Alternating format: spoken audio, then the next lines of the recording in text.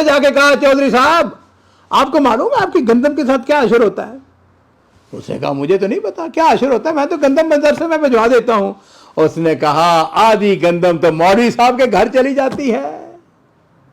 उसने कहा अच्छा सुनो, आज के बाद मैं वो गंदम उसको डबल कर रहा हूं। अस्सलामु अलैकुम वरहमतुल्लाहि वबरकातुहू। बिस्मिल्लाह वस्सलातु वस्सलामु अला रसूलिल्लाह। नाज़रीन इकराम, मैं अक्सर एक जुमला अपने लिए सोचता हूं, कहता भी हूं और आपको भी कहूंगा। अपनी सोच को हमेशा मुस्बत रखें। मेरे पास अक्सर लोग मेहमान आते रहते हैं, वफूद भी आते हैं, दोस्त भी आते हैं, मेरे रिश्तेदार भी आते हैं, हमारे एम्प्लॉइज भी आते हैं। तो मैं हमेशा एक बात उनसे कहता हूं और वो ये बात होती है कि मैं हमेशा रोशन पहलू देखता हूं, मुझे डार्क पहलू से नफरत है। मैं जो होती है ना काबिल नफरत चीज़ें कभी नहीं मैंने सोचा, मैं हमेशा रोशन पहलू देखता हूं और जो उसके बिलअक्स होती है चीज़ें कभी नहीं मैंने सोची। कामयाब जिंदगी का रुख आपको बताऊं एक, अगर आप कामयाब जिंदगी गुजारना चाहते हैं, अपनी सोच अपनी फिक्र को हमेशा मुस्बत रखें। आपको कोई वाक़या सुनने को आया, किसी ने कोई बात की है, कोई तकरीर के अंदर गुफ्तगू के दौरान, हमेशा मुस्बत सोचें, मनफी ना सोचें। चलिए, बड़ा खूबसूरत एक वाक़या मैंने अपनी डायरी के अंदर नोट कर लिया था। हदीसों के बहुत बड़े आलिम दीन थे, उनका नाम था हाफिज अब्दुल्ला मुहद्दिस रोपड़ी रहमहुल्लाह। उनके मदरसा के तालिब इल्मों के लिए एक चौधरी साहब थे जो हर साल गंदम भिजवाते थे।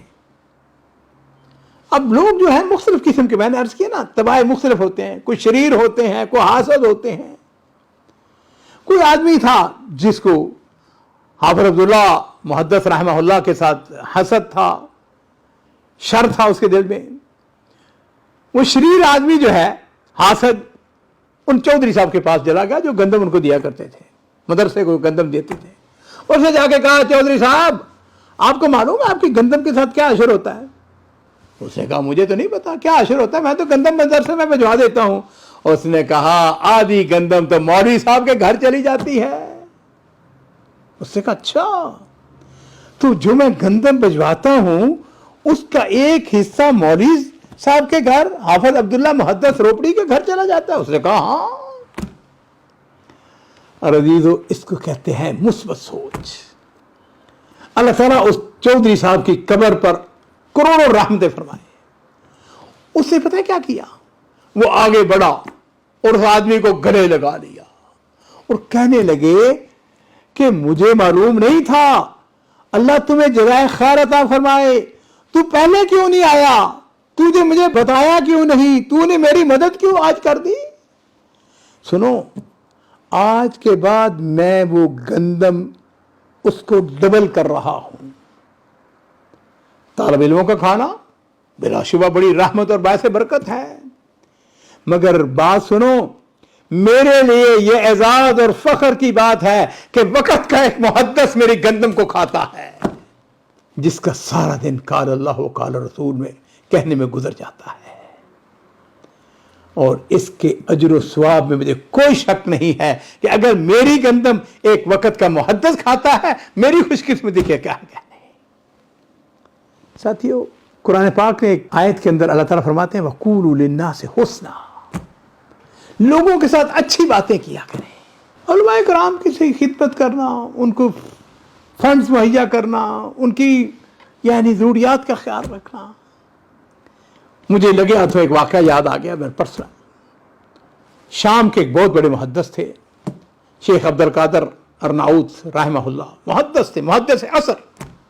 मेरी खुशकिस्मती, मेरी उनके साथ कई मुलाकातें हुई, रियाज में मेरे घर में भी तशरीफ़ लाए और मुझे भी उनके घर मुतअद्दिद बार दमिश्क में जब हम जाते थे तो उनके साथ कोशिश होती थी मुलाकात हो जाए। उन्होंने हमारे लिए दारुस्सलाम के लिए कुछ काम भी किया। नाज़रीन इकराम, मुझे उनका वो घर भी याद है, पुराना घर, गलियों के अंदर, छोटी छोटी गलियों के अंदर, वो बड़ा उन्होंने एहतमाम किया, खाने पे बुलाया और शामी खाने उन्होंने खिलाए। आखिरी बार जब उनसे मुलाकात हुई है, इस बात को भी अब काफ़ी अरसा गुजर चुका है। खैर, मैं दमिश्क किया तो मेरे मेज़बान जो थे, मैंने उनसे कहा कि शेख से मिलना है, रब्ता करें। लो जी, शेख से रब्ता हुआ।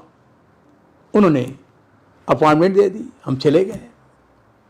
اب جناب علی وہ تلاش کرتے کرتے ایک پوش ایریا میں بڑا ہی خوبصورت گھر.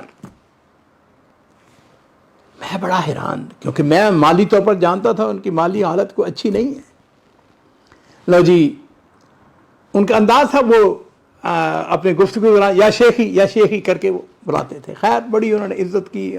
کھانے کا وقت نہیں تھا, ویسے بھی ہم کو بتا کے آئے تھے, چائے وغیرہ ہم نے شامی چائے پی. اس کے بعد انہوں نے مجھے کہنے لگے عبد المالک میرے ساتھ آؤ. لو جی, بڑا خوبصورت عریش بنی ہوئی تھی, بڑا زبردست, باہر ایسے بالکونی بنی ہوئی تھی.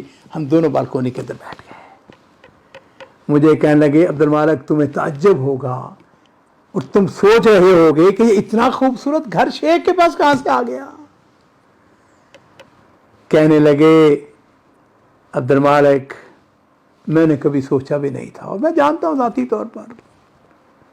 کہنے لگے کہ سعودی عرب سے ایک شیخ آئے, عالم دین, بہت بڑے عالم دین تھے.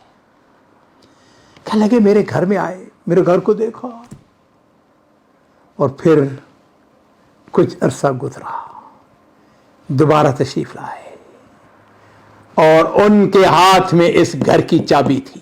انہوں نے مجھے کہا کہ عبد القادر تم نے حدیث کی خدمت کی ہے, تم نے دین کی خدمت کی ہے, یہ ہماری طرف سے چھوٹا سا اعزازیہ ہے, اس کو قبول کرو.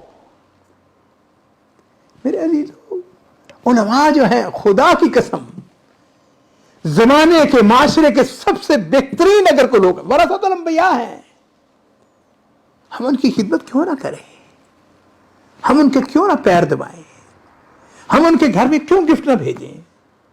کوئی گناہ والی بات نہیں ہے. ایک عالم دین اگر اچھا لباس پہنتا ہے, اچھی گاڑی ہے اس کے پاس, اچھا گھر ہے اس کے پاس, نعمت ہے.